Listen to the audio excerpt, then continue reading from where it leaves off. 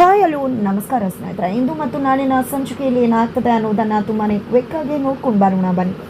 ಇಲ್ಲಿ ತಾಂಡವ್ನ ಓಲೈಸಿ ತನ್ವಿ, ಅಪ್ಪ ದಯವಿಟ್ಟು ನೀವು ಹೀಗೆ ಸೋತು ಹೋದರೆ ಹೇಗೆ, ಟ್ರೈ ಅಂತ ನೀವೇ ನನಗೆ ಹೇಳ್ತಿದ್ರಲ್ವ, ಅದೇ ರೀತಿಯಾಗಿ ನೀವು ಪ್ರಯತ್ನ ಪಡ್ತಾನೆ ಇರಿ. ಖಂಡಿತ ಅಮ್ಮ ಅಜ್ಜಿ ಥರ ಅಲ್ಲ, ಖಂಡಿತ ಅವಳು ಸಾಫ್ಟು, ಬೇಗ ಕರ್ಗೋಗ್ಬಿಡ್ತಾಳೆ. ನಿಮ್ಗೆ ಆಸೆ ಇಲ್ವಾ ನಮ್ಮ ಎಲ್ಲರ ಜೊತೆ ಇರಬೇಕು ಅಂತ, ಪ್ಲೀಸ್ ಪಾಪ ಬನ್ನಿ ಅಂತ ಹೇಳಿ ಮಗಳು ತಾಂಡವ್ನ ಮನೆ ಕರ್ಕೊಂಡು ಬರ್ತಾರೆ. ಈ ಕಡೆ ತಾಂಡವ್ ಬರ್ತಿದ್ದಾಗೆ ಆಲ್ರೆಡಿ ಕಾಮತ್ ಅವರು ಕೂಡ ಅಲ್ಲಿಗೆ ಬಂದಿರ್ತಾರೆ. ತಾಂಡವ್ ಯಾಕೋ ಬಂದ ಇಲ್ಲಿಗೆ ಅಂದಾಗ, ಬ್ರೋ ತಾತ ನೀವು ಕೂಡ ಇದೇ ರೀತಿ ಮಾತಾಡ್ತಿದ್ರಲ್ಲ, ಅಪ್ಪ ಬದಲಾಗಿದ್ದಾರೆ, ದಯವಿಟ್ಟು ಅಪ್ಪನ ಬೈಬೇಡಿ ಅಂತ ತನ್ವಿ ಹೇಳಿದಾಗ, ನಿಂಗೆ ಗೊತ್ತಾಗೋದಿಲ್ಲ ಅಮ್ಮ ಅಂತ ಕಾಮತ್ ಅವರು ಹೇಳ್ತಾರೆ. ಹೆಂಗೆ ಗೊತ್ತಾಗೋದಿಲ್ಲ, ನನ್ನಪ್ಪ ಬದಲಾಗಿದ್ದಾರೆ, ನೀವು ಯಾರು ನಮ್ಮ ಮನೆ ವಿಷಯಕ್ಕೆ ಎಂಟ್ರಿ ಕೊಡೋದಕ್ಕೆ ಅಂತ ಕಾಮತ್ ಅವ್ರಿಗೆ ತಿರುಗಿಸಿ ಮಾತಾಡ್ಬಿಡ್ತಾಳೆ ತನ್ವಿ. ಇದರಿಂದ ಕುಪ ಮಾಡ್ಕೊಂಡಂತ ಭಾಗ್ಯ ಬಂದು ತನ್ವಿಗೆ ಕಪಾಳಕ್ಕೆ ಬಾರಿಸ್ತಾರೆ.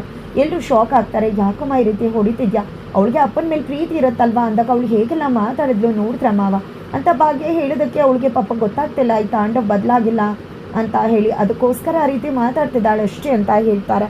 ಮವ ನೀವು ಇಲ್ಲಿರೋದು ಸರಿಯೇ, ಹೋಗೋದಿಲ್ಲ, ತಡ ಆಗಿದೆ, ಹೋಗಿ ಅಂತ ಹೇಳಿ ಕಾಮತ್ ಮತ್ತು ಆದಿಯನ್ನು ಮನೆ ಕಳಿಸ್ಬಿಡ್ತಾರೆ ಭಾಗ್ಯ.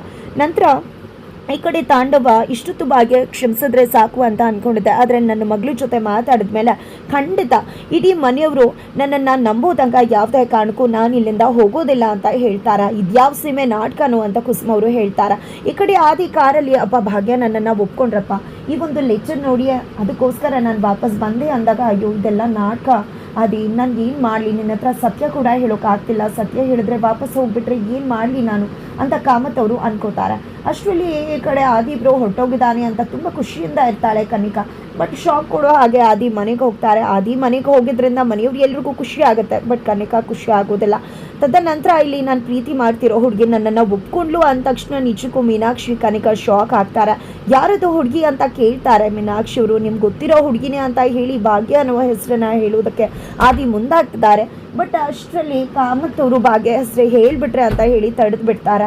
ಇದರ ನಡುವೆ ಇತ್ತ ಕಡೆ ತಾಂಡವ್ ಚಳಿಯಲ್ಲಿ ನಡಕ್ತಿದ್ದಾರೆ. ಈ ಕಡೆ ಸುನಂದ್ ಅವರು ಗಂಡನ ಒಪ್ಕೊಂಡು ಬಾಳು ಭಾಗ್ಯ ಅಂತ ಹೇಳ್ತಿದ್ರೆ, ಏನು ಅವನ ಜೊತೆ ಬಾಳೋದು, ಅವನ ಜೊತೆ ಬಿಟ್ಟು ಬದುಕಿದ್ರು ಪರವಾಗಿಲ್ಲ, ಅವ್ನಿಗೆ ಎಷ್ಟೆಲ್ಲ ನನ್ನ ಸೊಸೆಗೆ ಅವಮಾನ ಮಾಡಿದ್ದಾನೆ ಅಂಥವ್ನ ಜೊತೆ ಅವಳು ಬದುಕಬೇಕಾ, ಅಂಥವ್ನ ಗಂಡ ಅಂತ ಒಪ್ಕೋಬೇಕಾ, ಅವಳು ಇರಬೇಕಿದ್ರೆ ಇನ್ನೊಂದು ಮದುವೆ ಆಗಿ ಹೋದವನವನು, ಅವನ ನೀನು ಒಪ್ಕೊಳ್ಳೋದು, ಅವನ ಜೊತೆ ಬಾಳೋಕ್ಕಿಂತ ಗಂಡ ಬಿಟ್ಟವನು ಅಂತಾನೆ ನನ್ನ ಸೊಸೆ ಅನ್ನಿಸ್ಕೊಳ್ಳಿ ಅಂತ ಹೇಳಿ ಕುಸುಮ ಅವರು ಹೇಳ್ತಾರೆ.